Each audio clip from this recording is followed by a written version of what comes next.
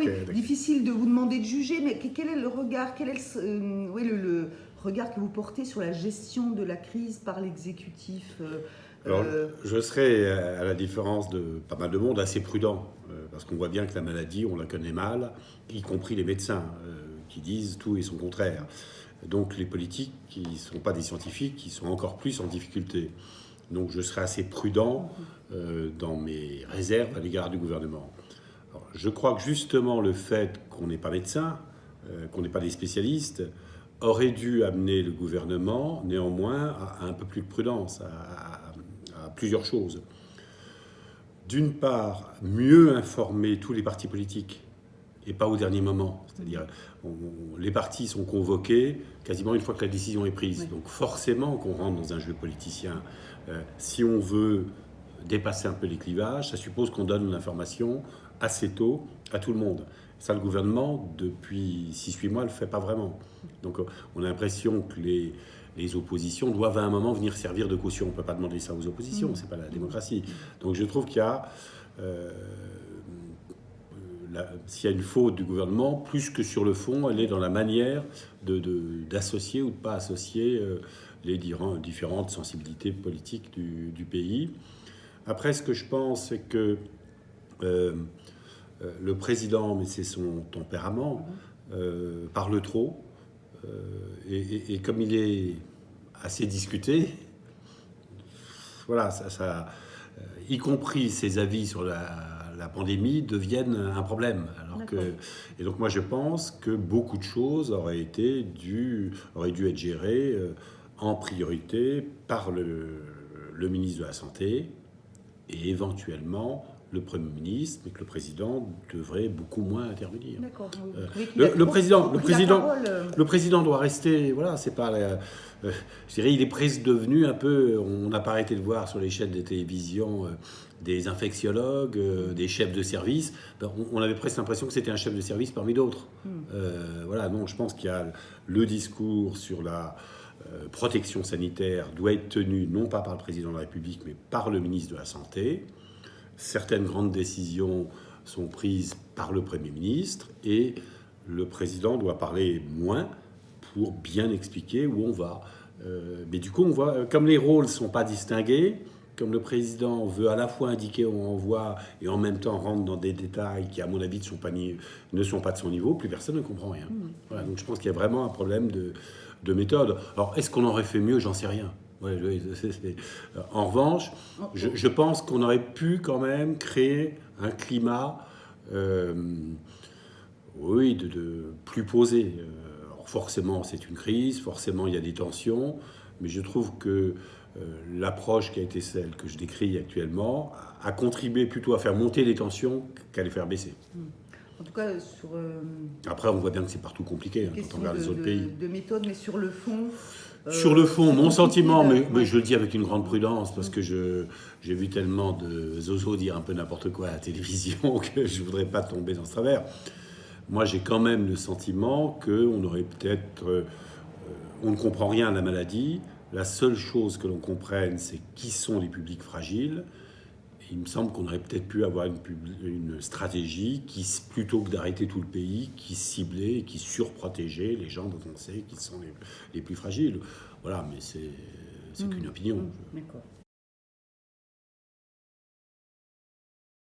Oui, c'est compliqué, parce qu'il faut reconnaître qu'il y a à la fois des choses qui relèvent de bavures policières, et en même temps, il y a une plus grande violence qui nécessite qu'on protège sans doute davantage nos forces de police, qu'on s'organise autrement pour mettre la pression sur les gens qui sont sur les Black Blocs, les choses comme ça.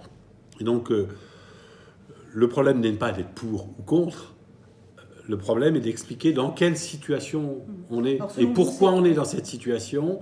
Et je pense notamment que plutôt que de savoir si c'est les policiers ou les jeunes qui ont raison, il faut se demander quelles sont les évolutions qui font que les manifestations sont plus violentes. Est-ce que nos façons de faire sont adaptées ou pas? Et ça demande un peu de recul, de ne pas foncer en 2 minutes en disant on va faire un texte pour faire plaisir à un tel. Il faut le temps de construire une réponse. Alors ça aussi, le président de la République voudrait qu'il y ait des réponses immédiates. Moi aussi, je le voudrais. Donc, mais quelquefois, il n'y a pas de réponse parce qu'elles sont compliquées. En fait. Mais oui, la précipitation, bien sûr. Et la précipitation, on fait plaisir encore à certains, mais pas à d'autres. Et puis au bout d'un moment, ça ne marche pas. La politique, c'est pas faire plaisir ou embêter. C'est justement avec des gens qui ont des sensibilités un peu différentes, construire quelque chose dans lequel chacun puisse se reconnaître. Voilà, ce travail n'a pas été fait sur la police. Ce travail, c'est le travail politique en général. On parle beaucoup d'écologie, etc. Depuis un certain temps. C'est la même chose. Vous voyez très bien que l'écologie, tout le monde est pour, mais que le yaka faucon, ça ne suffit pas à créer une société écologique. Le rôle du politique, c'est pas de dénoncer les anti, les pour, l'écologiste, c'est justement de faire en sorte que l'écologie soit pas des mots, soit quelque chose. Voilà. Je crois que vous voyez que la question de méthode, je passe volontiers d'un sujet à l'autre pour vous montrer que de mon point de vue, c'est la même problématique. Après, on ne peut pas mettre tout le monde d'accord. Non, bien sûr. Il faut bien trancher et prendre des décisions. Oui, bien politiques. Sûr. Bien sûr. Oui, c'est pas du centrisme mousse que je suis en train de vous dire. Je pense que heureusement, sur quantité de problèmes sociaux, l'opinion est assez diverse et on ne sera pas forcément d'accord sur tout.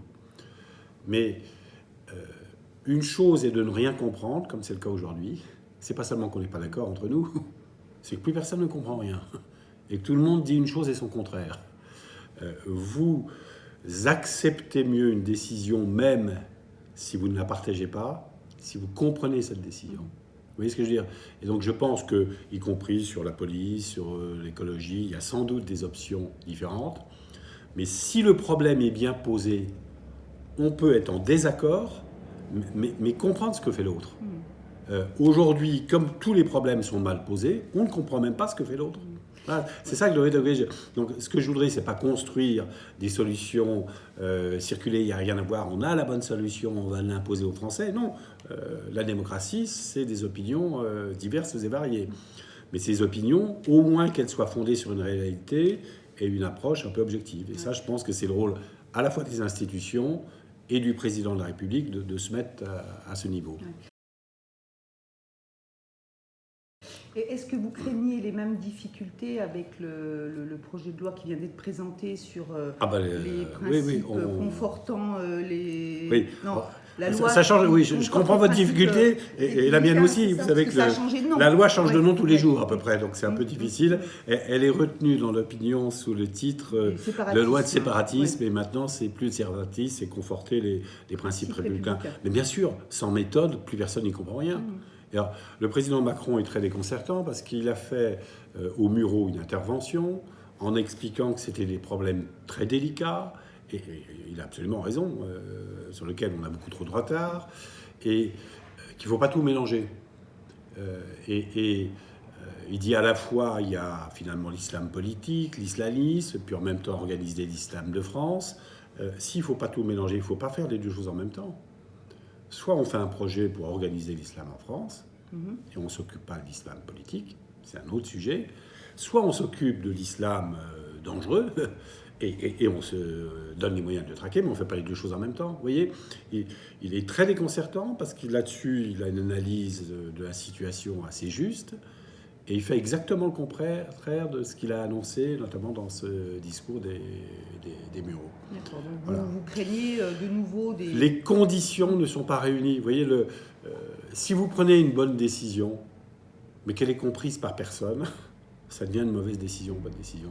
Donc le rôle du président de la République, c'est pas seulement d'essayer de prendre des bonnes décisions sur l'islam et la défense des valeurs républicaines, c'est de faire en sorte que ces décisions soient comprises, y compris par des gens qui ne sont pas complètement de sa sensibilité. Donc ça suppose, un, de ne pas tout mélanger, deux, de prendre le temps de concerter avec quoi? De concerter réellement avec les différentes formations politiques, c'est-à-dire de concerter avant même de dire, tenez, voilà, moi, ce qu'il faut faire, c'est-à-dire de bâtir la solution. Alors peut-être que ça ne sera pas possible avec certains, mais au moins on essaye, on parle, on discute.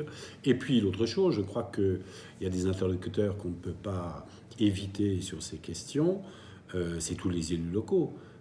Moi, je ne pense pas qu'il faut les consulter sur tous les sujets, mais évidemment... tous les maires de France sont confrontés, enfin beaucoup de maires de France sont concertés à ces questions dans leur ville. bâtir une solution sans en discuter au préalable avec les maires, ça ne me paraît pas de très bonne méthode. Alors justement, vous êtes l'ancien maire de Saint-Dizier. Est-ce que vous avez, vous, été confronté à des difficultés de ce type-là par rapport, on parle de ce projet de loi confortant les principes de la République, par rapport à des associations qui n'auraient pas forcément toute la transparence nécessaire? Est-ce que vous, à Saint-Dizier, vous avez été confronté effectivement avec, à des difficultés avec l'islamisme politique qui essaye de s'immiscer dans des organismes, associations, clubs et autres structures? Écoutez, on voit bien qu'il y a effectivement des associations ou des clubs qu'il faut regarder un petit peu, et c'est ce qu'on fait, oui, bien sûr, il faut être attentif, il ne faut pas être paranoïaque, il ne faut pas avoir des difficultés partout, mais il ne faut pas être dans l'angélisme. Alors après, j'aime pas trop généraliser, parce que vous voyez, la situation est quelquefois plus compliquée. C'est pas forcément le club qui pose problème. Ça peut être une ou deux personnes ou un dirigeant. Donc faut une approche. Oui, il faut pas une approche naïve. Il faut être attentif à ces phénomènes-là. Ils existent en France et donc ils existent en Haute-Marne et donc ils existent à Chaumont et à Saint-Dizier. Mais à nous, voilà, l'écueil le plus difficile chez les élus, c'est ou de ne rien voir ou de devenir complètement obsédé. Il faut essayer d'avoir un regard juste, c'est pour ça de ne pas le faire seul, de prendre l'avis des gens et des autres, et bien voir que très souvent, c'est plus souvent des individus que des organisations. Donc c'est ces individus qu'il faut repérer. D'accord. Néanmoins, le texte qui va vous être soumis à l'Assemblée nationale, est-ce qu'il peut répondre à ces questions? J'en sais rien, mais là aussi, il y a une grande preuve de naïveté. Vous savez, je dénonce depuis un moment j'espère qu'il y aura de bonnes choses, mais il y a des intentions qui me paraissent un peu ridicules. Pour répondre à la question des clubs problématiques et autres, on dit par exemple on va faire signer une charte de la laïcité. Mais, je ne sais pas si vous suivez un peu l'actualité, vous apercevez que des tas de gens qui n'ont pas tellement des conceptions laïques sont prêts à signer la charte et feront exactement le contraire après. Donc vous voyez, j'ai peur des solutions qui soient belles sur le papier mais qui ne fonctionnent pas. Et c'est justement, si on veut des solutions opérationnelles, qu'il faut travailler avec la maire, qu'il faut travailler avec les élus locaux et pas simplement un texte de loi qui tombe tout d'un coup du ministère de l'Intérieur ou de l'Élysée. Ouais. Je suis frappé de plusieurs choses, de l'évolution que je vous expliquais tout à l'heure. Avant, les Français n'étaient pas d'accord entre gauche et droite, mais d'une certaine façon, la gauche comprenait ce que faisait la droite, même si elle désapprouvait, et la droite comprenait ce que faisait la gauche, ce qui fait qu'on acceptait aujourd'hui. Aucune décision n'est compréhensible. Chaque décision peut être remise en cause en permanence. Donc plus personne ne comprend ce qui se passe. Il n'y a pas d'horizon vers lequel on puisse gouverner les Français, orienter les Français. Donc je pense que c'est une crise politique très, très grave qu'on traverse, que les gouvernements essayent de s'en sortir en faisant de la communication, en multipliant les initiatives, mais que ces initiatives, elles donnent le tournis, elles ne permettent pas aux gens de savoir où ils en sont. Et donc j'essaye... Alors vous êtes un nostalgique Non, pas du tout, pas du tout. Non, l'ancien système... L'ancien système, la gauche, d'un côté, la droite, bien distincte. Je dis... Je ne regrette pas le passé, parce que c'est absurde. De toute façon, le passé, il ne reviendra pas. Donc, on ne reviendra pas à ça. En revanche, je ne regrette pas la gauche ou la droite. Je regrette une époque où les gens comprenaient à peu près ce qui se passait. Donc, on ne va pas revenir. Alors, effectivement, certains sont tentés de revenir à notre jeunesse, si je peux dire, à la gauche et à la droite, mais je pense que non. On est dans un monde où vous interrogez les jeunes, ça ne leur dit plus grand-chose. Donc, on ne reviendra pas en arrière.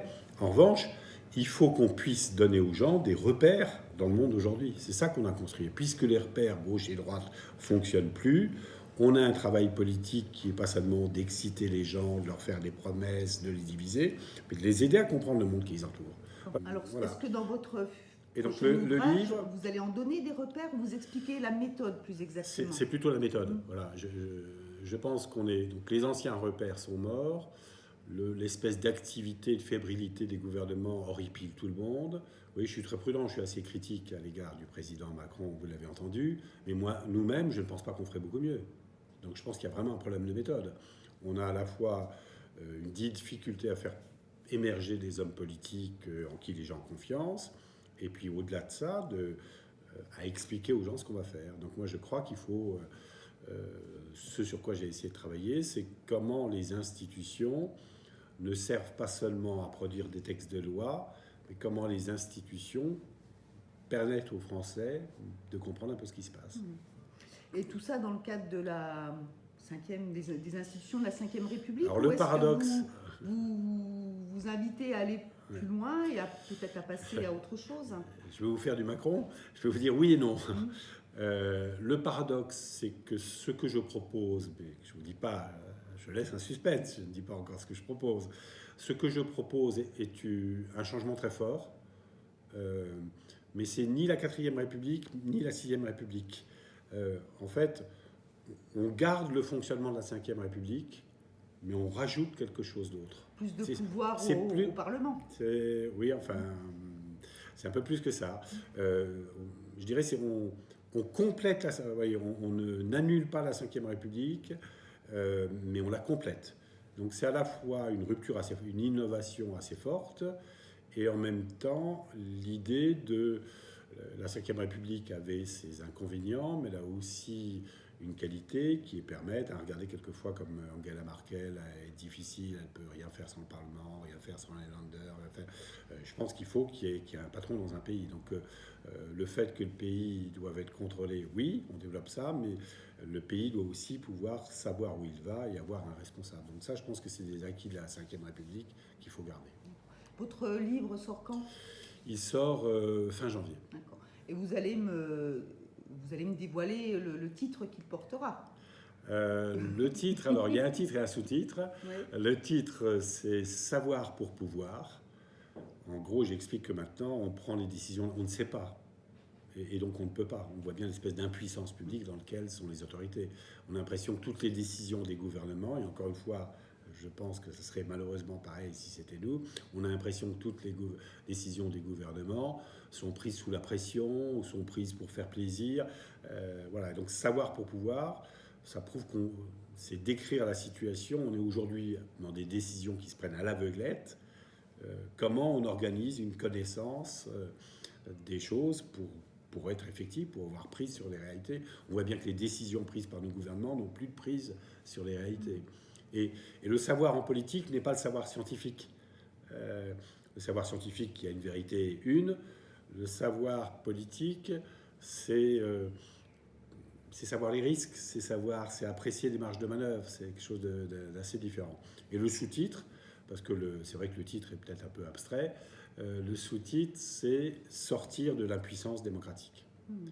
On voit bien que, oui, on vote, mais que ça n'a aucun effet. Que la machine démocratique, elle est devenue folle, elle tourne à vide. Donc voilà, sortir, il y a bien la démocratie est évidemment le meilleur des systèmes, mais la démocratie doit se réinterroger de temps à autre parce que aujourd'hui, vous voyez, nos concitoyens ne se sentent plus représentés, ils ne comprennent pas ce qui est fait. Là, vous apportez des solutions dans votre livre ? J'en propose une, oui. Par rapport à il y a 5 ans, j'ai été plus loin dans le constat de l'impuissance, ce que j'appelle l'impuissance publique. Et il y a 5 ans, je faisais le constat, mais je ne faisais pas tellement de propositions.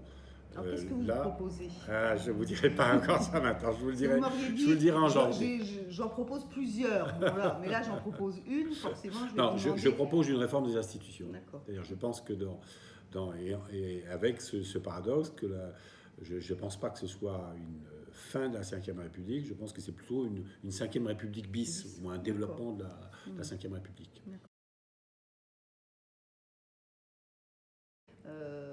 Est-ce que les Républicains ont trouvé leur homme fort, leur nouvel homme fort ? Alors, vous connaissez peut-être un peu la réponse. Elle n'est pas simple. Vous voyez bien qu'il y a une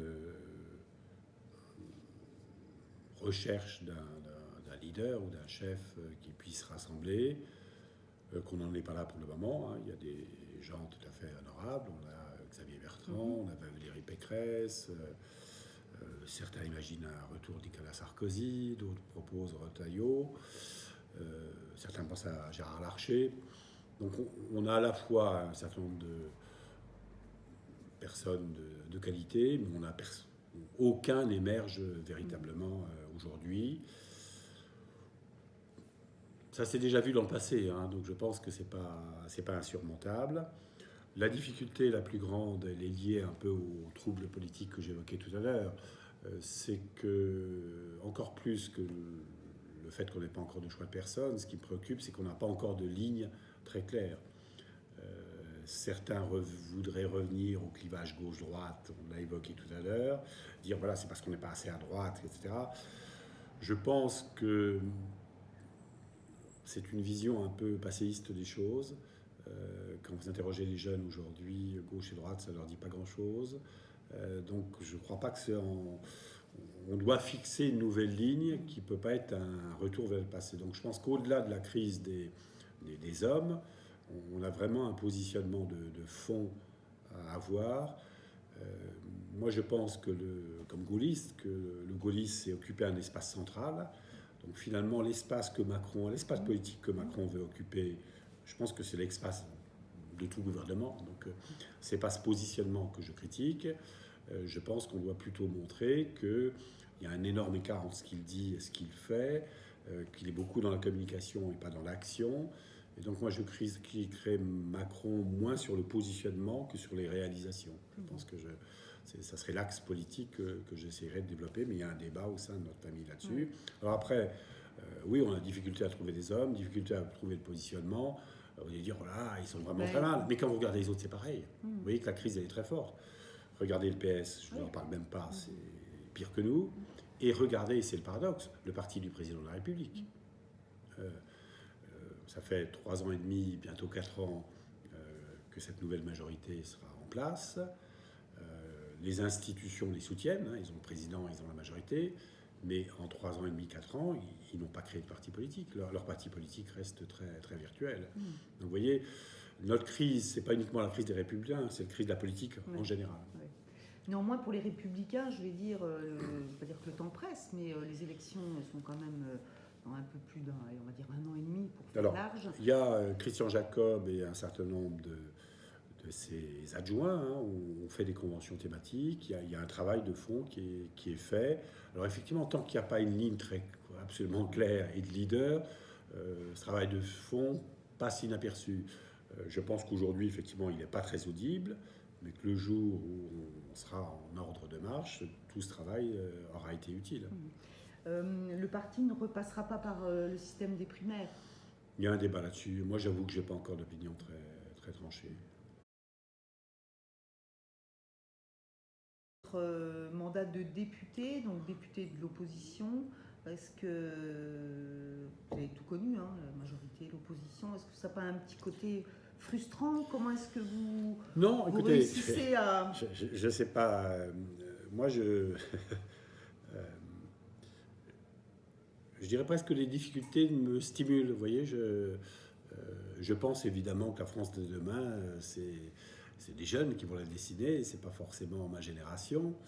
Mais je crois que ces jeunes auront besoin de gens d'expérience pour essayer de bâtir quelque chose de neuf.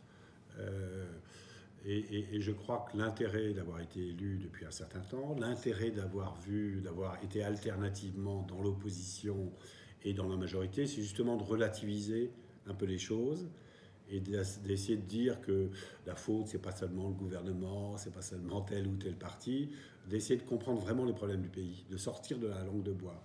Et donc moi, ce qui me passionne aujourd'hui, c'est pas une stratégie pour être ministre de je ne sais qui, c'est d'essayer de... on voit bien que la République et la démocratie, elle est à reconstruire. Voilà. Donc je pense que c'est... elle ne sera pas reconstruite avec des naïvetés. Vous voyez, regardez, la majorité de Macron voulait apporter des choses nouvelles. Effectivement, on en avait un peu ras-le-bol de l'alternance gauche-droite qui menait à pas grand-chose. On voit très bien que leur naïveté a produit aussi des effets un peu désastreux. Alors, je ne dis pas qu'il faut... Voilà, donc comment est-ce qu'on essaie de bâtir quelque chose de neuf sans être naïf? Ça, c'est le sujet qui me passionne et sur lequel je crois avoir un peu quelque chose à dire, j'espère. D'accord, oui. Vous vous posez un peu comme un sage Ça, j'en sais rien, ou je dirais un peu, un peu moins fou que les autres, c'est déjà pas mal. La perspective qui est plus qu'un seul député pour la Haute-Marne, c'est une certitude ou pas aujourd'hui? Ah non, elle s'éloigne complètement. C'était à l'origine le projet de la majorité, le projet aussi d'autres partis politiques qui voulaient réduire. Il n'y a pas de réduction du nombre de parlementaires, donc il n'y aura pas de redécoupage. Donc pour le moment, peut-être que dans 3 ans, on décidera le contraire, mais avant la prochaine présidentielle... mais pour la Haute-Marne, ce serait une bonne chose, pas forcément, mais ça vous paraîtrait complètement incohérent ou pas? Toujours difficile d'avoir l'air de défendre ce qui peut apparaître comme mes intérêts, donc c'est pour ça que je suis prudent. Ce que je veux simplement faire remarquer, c'est que vous voyez l'étalement de la Haute-Marne, quand on est dans le nord, on est un peu, en Lorraine ou dans le bassin parisien, et quand on est au sud de Langres, on est quasiment en Bourgogne. C'est pas du tout les mêmes bassins de vie, c'est pas du tout les mêmes...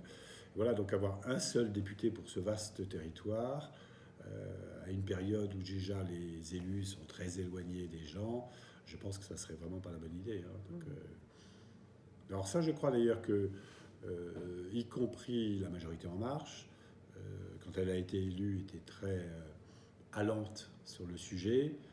Ils ont pris conscience que c'était long, que c'était compliqué, de tisser déjà des liens avec les gens, d'être le représentant des gens. Il ne suffit pas d'avoir été élu, d'avoir l'étiquette d'un parti. Il faut créer des liens avec les gens. Donc il y a besoin d'un espace raisonnable pour être connu. Et voilà, je crois que c'est pas trop mal finalement qu'on ait un peu ralenti là-dessus. D'accord. Parce que on a coutume de dire ou d'entendre, de toute façon, c'est François Cornu-Gentil qui décide de tout. Non, alors je tiens à m'inscrire en faux là-dessus. Il n'y a qu'un seul patron à Saint-Dizier sur l'agglo, c'est Quentin Brière. Et je pense que c'est un bon patron parce qu'il apporte sa jeunesse, il apporte un vrai enthousiasme, une capacité à embarquer, à emmener les gens, à fédérer des gens nouveaux. Et donc je pense que c'est très bien pour Saint-Dizier et puis tout le territoire de l'agglo. Alors, est-ce que je me désintéresse de Saint-Dizier et de l'agglo? Bien sûr que non. Mais on peut être utile sans être le patron. Donc je suis à la fois, comme il le veut, un conseiller, un ambassadeur.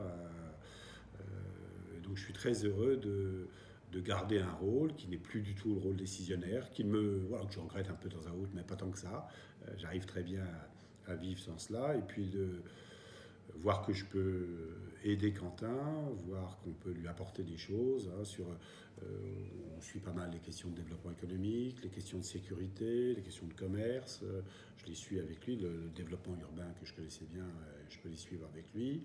Mais voilà, il est majeur, il est jeune, mais il est majeur. Donc c'est à lui de prendre les décisions et de s'entourer des avis. Et quand il veut mon avis, il l'a. Et donc, et je crois vraiment à la notion d'équipe aujourd'hui. Voilà, il y a un chef d'équipe, c'est pas moi. Je peux inspirer de temps à autre l'équipe, mais c'est pas moi le chef. Et voilà, je suis très à l'aise comme ça et je suis très content de pouvoir aider Quentin. Et j'éprouve en tout cas le besoin, pas seulement pour aider l'agglo et pour aider Saint-Dizier, y compris dans mon travail de parlementaire, si on se coupe du terrain, on perd beaucoup, on n'apporte plus grand-chose. Donc ce lien avec Saint-Dizier et l'agglo, il est essentiel pour moi. Très bien, écoutez, merci beaucoup pour cet entretien. Merci à vous.